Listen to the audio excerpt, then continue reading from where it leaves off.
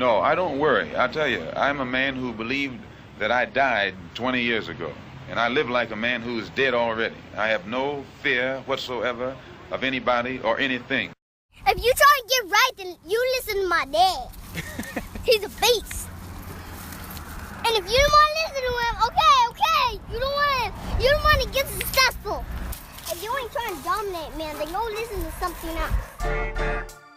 Welcome, athletes, top performers, and all those looking to gain that killer instinct, that edge you need to dominate in any environment. This is the Sports Motivation Podcast, and I'm your host, Niyi Sobo. I played ball and succeeded at the highest levels, and I'm now committed to showing you how you can accomplish the ambitious goals and visions that you have. This podcast is designed to teach you high-level strategy, not just fluff and hype. This will cut to the core if you let it. And by taking action on the practical and next level advice I share, you will see results. Expect that. Expect to be more confident. Expect to be more focused. Expect to be more decisive. And expect to be more fearless. Expect to become the leader your vision needs you to become. So listen up. Take notes. Let's get to it.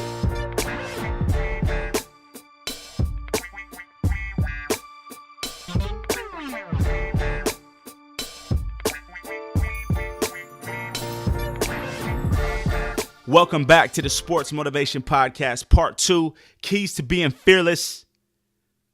What is being fearless and why do you need to be fearless? Just look around, man. Look around at your circle. Who are your friends?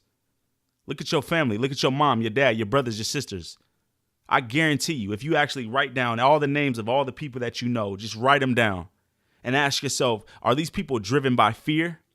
You will probably be put a yes by 98% of them. Am I lying? True or false? And then I want you to ask yourself, look at yourself in the mirror, honestly, and say, what is it that I say that I want to do? What have I been telling all these people I want to do? Why do I listen to these damn podcasts and read all these books? What are my goals that I'm saying I want to accomplish?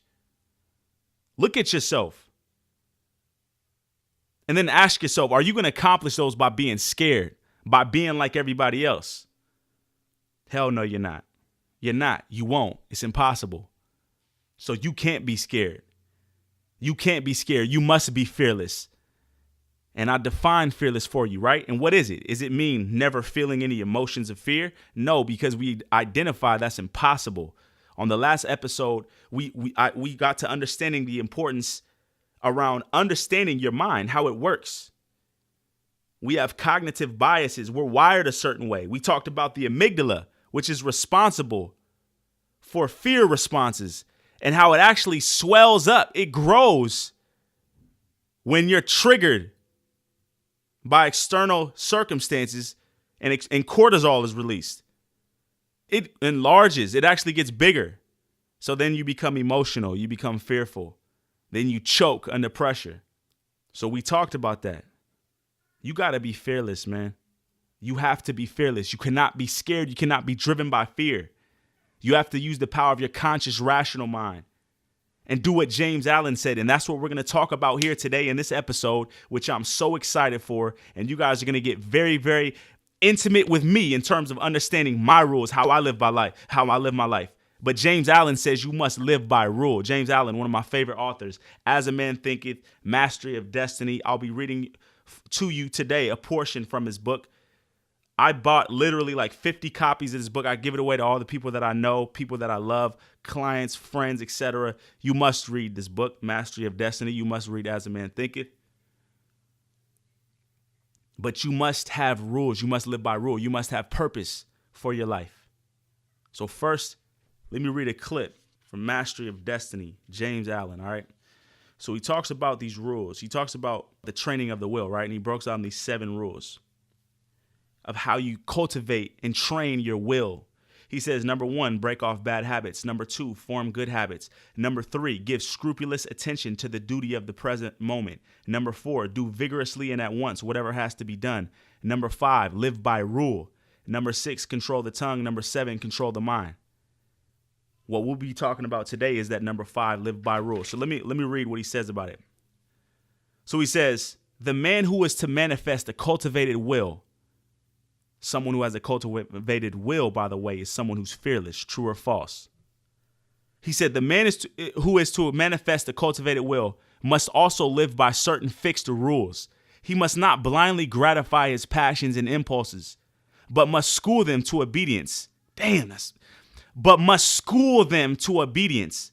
He should live according to principle and not according to passion. Now, what does he mean by passion here? Does he mean you shouldn't be passionate about what you're doing? No. By passion, how he uses the word passion, he means over exuberance, over passion, over emotional. It's the same thing that, Tim Grover talks about in his book, Relentless. Tim Grover talks about showing no emotion or feeling no emotion. But you and I know that's not true, right? But what does he mean by that? Obviously, he knows more than you and I about what it takes to be high performers. He trained Michael Jordan, Kobe Bryant, right? So what does he mean by that? He means not being overly passionate, living by principle. And we talked about your emotions will lie to you because we're human beings. And there will be circumstances and events that trigger certain emotions in us because we're our animals. When you corner a dog into the, why is it that you ever had a dog that it bit your kid or something like that? And you got to put it down. I remember when I was young, man, my cat, it was hilarious, man. My little brother, I still remember this.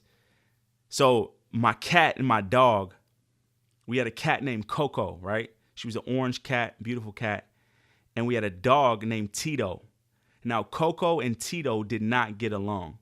So they generally tried to stay away from each other. But whenever they interacted, Coco would hiss, she would do that whole thing, right?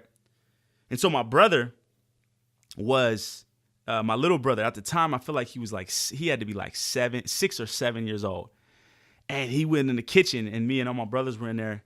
And he was like, you guys, man, you should have seen, Coco, she walked up to Tito and she said, and he did that, right? He said, and Coco was right there in the kitchen.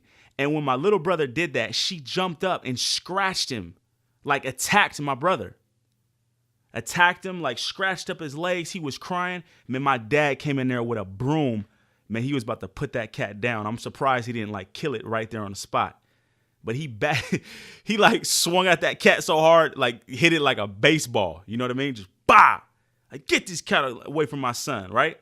So what went on there? Number one, the cat, his instincts were activated. The cat doesn't have a rational mind like we have to say, oh yeah, he's just impersonating me, right? The cat literally had his instincts and just snapped. And what did my dad do? My dad, same thing, out of a fear response. He could have killed that cat. How many of you guys have seen that video on YouTube? It's hilarious, where there's a kid being, scared. I think it was like a Halloween something. Someone hopped out of the thing, like scaring him, like, ah, and he socked him right in his jaw. It was his instinct. So you and I have instincts, man. You and I have instincts that show up, but we can't live by those emotions because if we do, we'll get in trouble. If you go to the prison, you probably interview everybody in prison. They'll probably tell you it was their emotions that lied to them and they acted on those emotions. Anyone who's had kids before they were in a committed, good relationship, before marriage, practically it makes sense, right? I'm not even going to talk about religion. Practically it makes sense. I'm not even going to say necessarily to be married, but to be in a committed, strong, healthy relationship. For those of us, I'll say us because I've had kids outside of those type of circumstances. Would you agree that it was our emotions that lied to us, that caused us to make decisions that were not in our best interests or in the interests of those around us? So we have to live by rule. That's what James Allen is talking about, all right? So I'm going to go on. He said, he should decide what he will eat, what he will drink, what he will wear, and what he will not eat, what he will not drink, what he will not wear, how many meals per day he will have, and at what times he will have them. At what time will he go to bed? At what time he will get up? He should make rules for the right government of his conduct in every department of his life and should religiously adhere to them. To live loosely and indiscriminately, eating and drinking and sensually indulging at the beck and call of appetite and inclination is to be a mere animal and not a man with will and reason. The beast in man must be scourged and disciplined and brought into subjection. And this can only be done by training the mind and life on certain fixed rules of right conduct. The saint attains to holiness by not violating his vows, and the man who lives according to good and fixed rules is strong to accomplish his purpose. Hey, literally, I just got chills. I got chills reading that. How powerful is that? So what does that look like for you? What does that look like for me? He talked about those people who indulge every passion, every desire that they have, that you're a mere beast. You must live by rule. You must decide how you're going to live. He said in every department of your life. And he said to religiously adhere to those rules. Religiously. So you have to create rules for your life, for your career, for how you live, for what you do every day. That is a key to being fearless. Because let me tell you why. One of the things that gives me a lot of confidence when I'm in tough situations is that I know the rules. I know how I'm supposed to act. I know what I'm supposed to do. I've decided that. It's written down for me. My clients have it written down. So you must have rules. If you don't know the rules, of course you're going to be scared. Of course you're going to be uncertain. But if you know, you've predetermined how you respond in certain scenarios based on guiding principles, based on values, based on your purpose, why it is that you're doing what you're doing, then you can become fearless. That's a key. All right. So here's what I want to do now. Well, first, now, real quick, I'm going to do that at the end. I'm going to show you my rules. I'm going to break down my rules. Matter of fact, B Croc, when I say my rules, I want you to throw some Braveheart joint behind my rules, because that's what I do in the morning.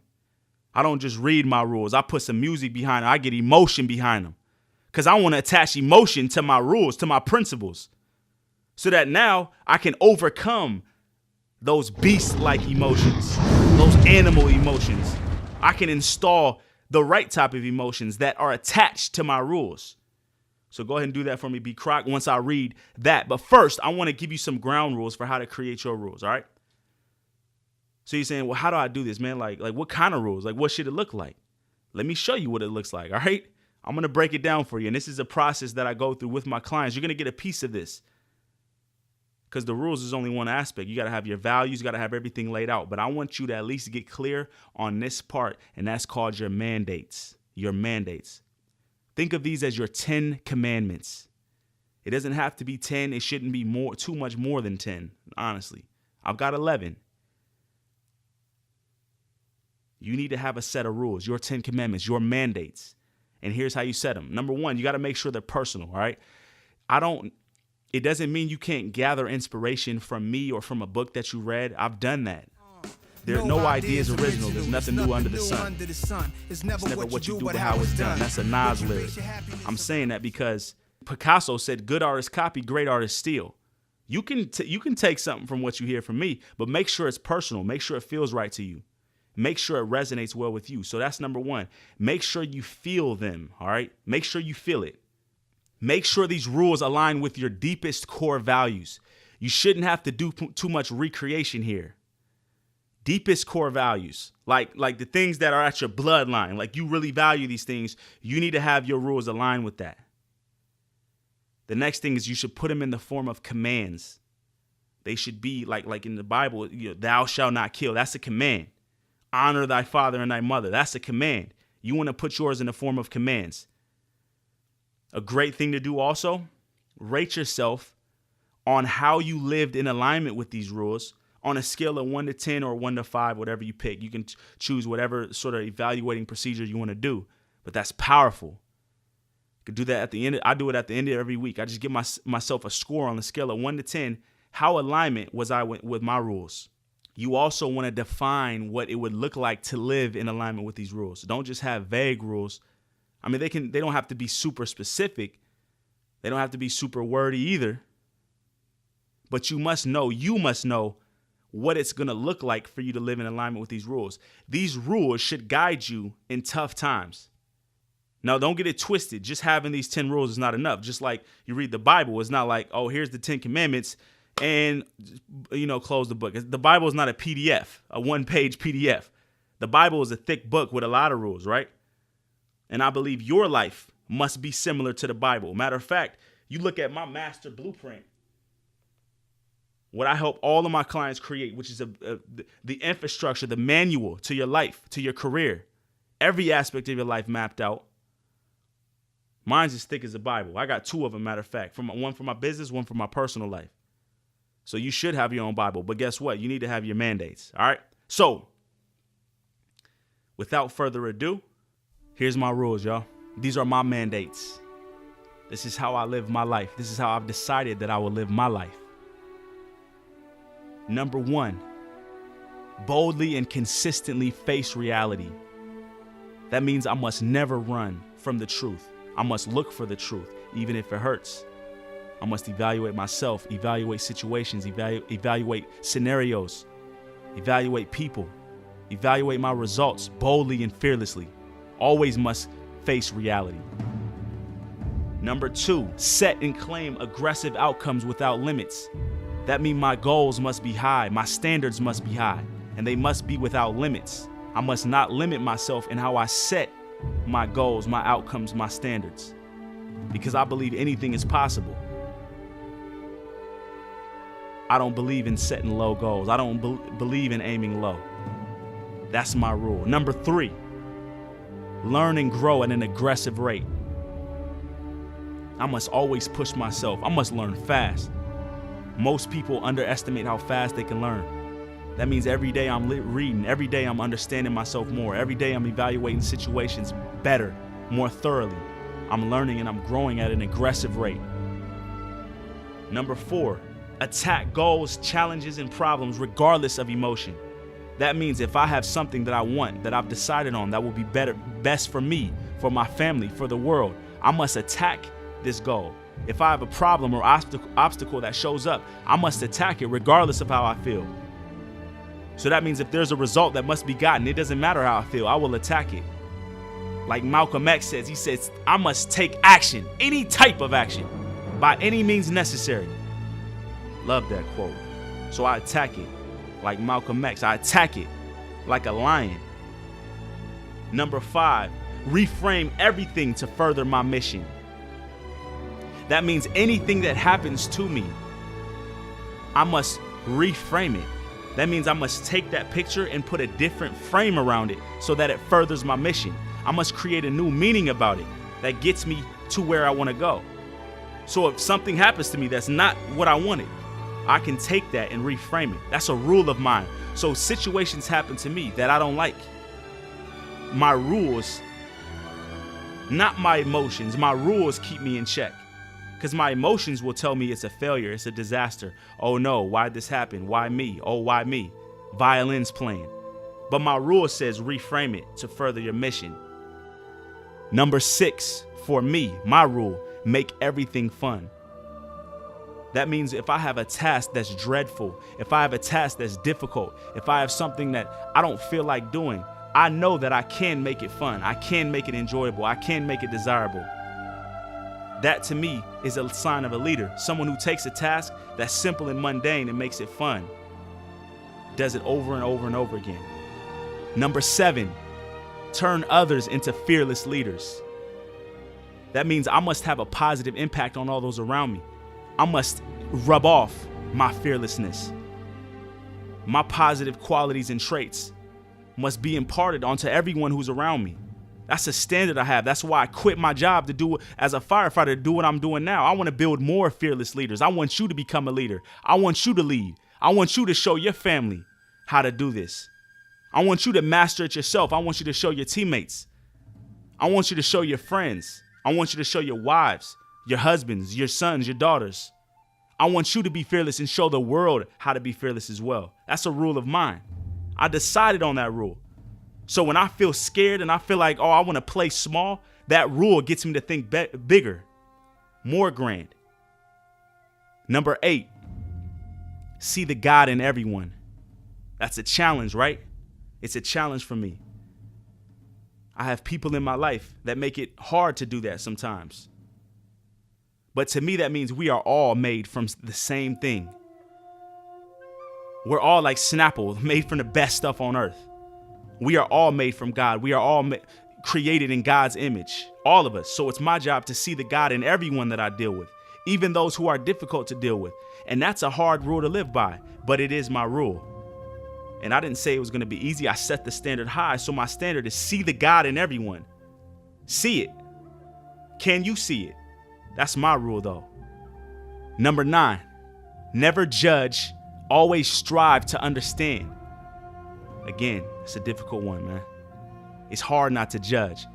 It's hard not to look at people and say, man, why are they doing it like that? They should be doing it like this. It's hard not to think you're better. Like, oh, yeah, my problems, they're not as bad as your problems. You shouldn't be dealing with that. But then I'm over here dealing with similar things. We're all the same. We all have the same needs as humans. We all have the same instincts, pretty much. So it's my job to understand those that I come in contact with, to understand them, to have compassion. That's the ultimate sign of a leader, is someone who's compassionate. And then from there can hold a high standard and get them there. Number 10, do anything necessary to feel empowered. Do anything necessary to feel an emotion that's going to lead you to act. Do anything necessary. So for me, many times that means just taking action. Action will cure my emotions many times. Just doing it will cause me to feel empowered. Lifting weights causes me to feel empowered. That's why I do it. Reframing my mission causes me to feel empowered. Making things fun causes me to feel empowered. Anything that I must do in order to feel empowered, I must do it. And then lastly, show and feel gratitude for any and everything. Show and feel it. Feel gratitude for all things, because all things contribute to my advancement. Like Wallace D. Watto said in The Science of Getting Rich, all things contribute to my advancement. All things. Even those quote unquote setbacks, even those things that I don't think are beneficial, they contribute to my advancement. So that's my rule. Those are my rules. 11 rules. My mandates. How I choose to live my life. I created those for me based on what I want in my vision. So now the question is, what are your rules? What is your mandates? I want you to create yours. Design yours. Live by rule. Discipline your mind. Discipline yourself. Live by principles, by values. Your emotions will lie to you. So now your job is to create them. I want you to email me, niyi.sobo@gmail.com. Send me your rules. I want to check them out. I want to read them. I want to be inspired by them. I want to see how you choose to live your life. Stick with me on the next episode, all right? That was episode 2. Hope you guys enjoyed this. Episode 3, we're going to be digging even deeper, man. I'm showing you all about how to know yourself, how to know yourself better than anyone else, and how that's going to contribute so greatly to your ability to be fearless in any scenario, you knowing who you are, all right? But right now, I want you to go create your mandates, create your rules, email them to me. Love to check them out, all right? Let's go.